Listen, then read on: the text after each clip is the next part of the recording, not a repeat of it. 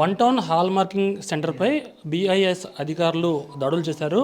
నిబంధనలకు విరుద్ధంగా BIS hall marking చేస్తున్నట్టు గుర్తించారు. ప్రస్తుతం బీఐఎస్ డిప్యూటీ డైరెక్టర్ వివేక్ ఉన్నారు. చూడొచ్చు, ఇక్కడ మిషనరీ ఉంది.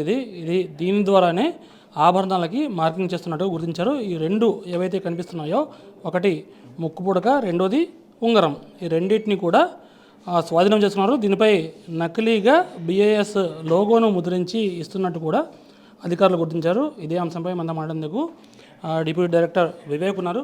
సార్, ఓవరాల్గా మీరు అంతా కూడా ఈ మిషనరీ చెక్ చేశారు, అంతా సెంటర్లో సోదాలు చేశారు.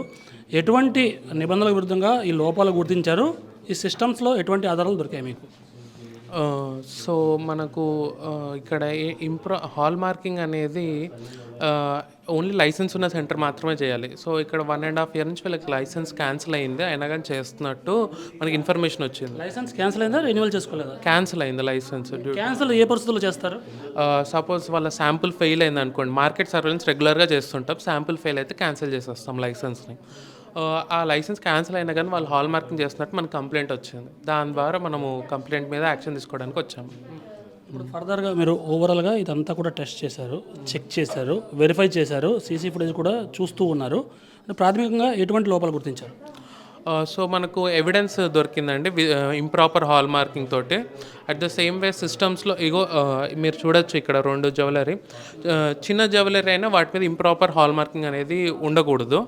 సిమిలర్గా మనకు సేమ్ అట్లా స్ప్యూరియస్ హాల్ మార్కింగ్ సిస్టంలో కూడా ఆ ప్రింట్ అనేది కనబడుతుంది. సో దాన్ని బట్టి మనము నిర్ధారణకు వచ్చాం వాళ్ళు ఈ హాల్ మార్కింగ్ యాక్టివిటీలో ఇన్వాల్వ్ అయి ఉన్నారని.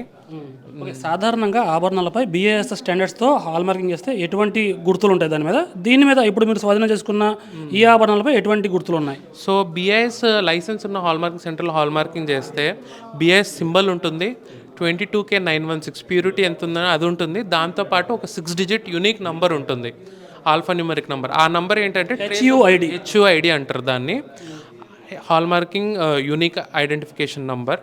ఆ నంబర్ని మన బిఎస్కే యాప్లో కొట్టి చెక్ చేసుకోవచ్చు కొనేటప్పుడే.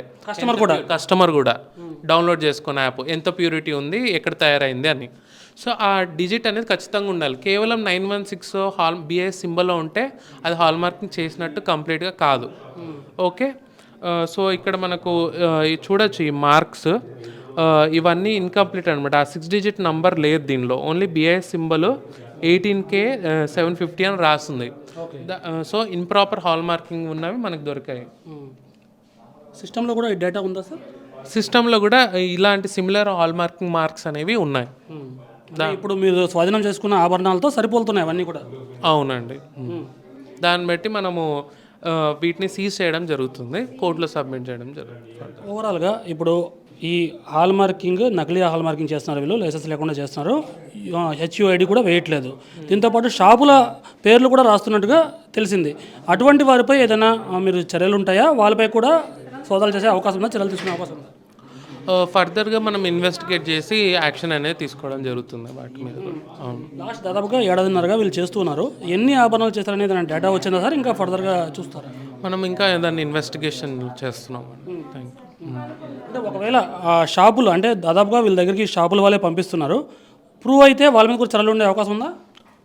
ప్రూవ్ అయితే వాళ్ళ మీద కూడా యాక్షన్ తీసుకునే అవకాశం అనేది ఉంటుంది. మీరు ఖచ్చితంగా చెప్పండి సార్. ఒకవైపు ప్రజలు, మరోవైపు షాపుల వాళ్ళు. అంటే షాపుల వాళ్ళు కూడా నిబంధనల విరుద్ధంగా వాళ్ళకి చేయకూడదు, ప్రజలు కూడా తెలుసుకోవాలి. షాపుల వాళ్ళు కూడా హాల్ మార్కింగ్ అనేది హాల్ మార్కింగ్ లైసెన్స్ ఉన్న సెంటర్స్కే పంపించండి, తక్కువ ధరకి ప్రింట్ చేస్తున్నారనో ఇంకేదో ఉద్దేశంతో హాల్ మార్క్ లేని సెంటర్స్కి లేజర్ మార్కింగ్ మిషన్ దగ్గరికి పంపించకండి అని రిక్వెస్ట్ చేస్తున్నాం జ్యువెలరీ షాప్ వాళ్ళని.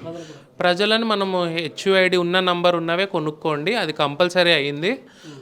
ఆ హెచ్యుఐడి నంబర్ చెక్ చేసి కొనుక్కోండి అని.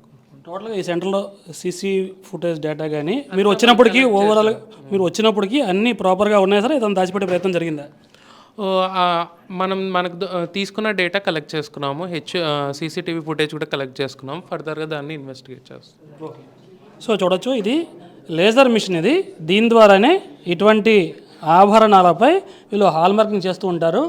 హాల్ మార్కింగ్ లోగో, దీంతోపాటు హెచ్యుఐడి అంటే hall mark unique identification number కూడా వేస్తారు. ఇది 6 digitsతో న్యూమరికల్ కోడ్ ఉంటుంది. అయితే దీనిపై అటువంటి కోడ్ లేనట్టుగా అధికారులు గుర్తించారు. అంటే ఖచ్చితంగా ఇది నిబంధనలకు విరుద్ధంగానే జరుగుతుంది. లైసెన్స్ క్యాన్సిల్ అయింది. అంటే ఒకసారి లైసెన్స్ ఇచ్చిన తర్వాత వాళ్ళు నిబంధనలకు అనుగుణంగా హాల్ మార్కింగ్ చేయకపోతే వాళ్ళు లైసెన్స్ క్యాన్సిల్ చేస్తారు. అటువంటి పరిస్థితే ఇది వన్ టౌన్ హాల్ మార్కింగ్ సెంటర్కి ఎదురైంది. ఒకసారి లైసెన్స్ క్యాన్సిల్ తర్వాత కూడా వీళ్ళు రెన్యువల్ చేసుకోకుండా మళ్ళీ ఈ హాల్ మార్కింగ్ చేస్తున్నట్టుగా అధికారులు గుర్తించారు. వీళ్ళపై ఖచ్చితంగా కేసు నమోదు చేస్తాం, చట్టపరంగా చర్యలు తీసుకుంటాం. దీంతోపాటు ఈ మిషనరీని పూర్తి స్థాయిలో సీజ్ చేస్తామని అధికారులు చెప్తున్నారు. కెమెరా పర్సన్ భాస్కర్తో ఖాజా టీవీ 9 విశాఖపట్నం.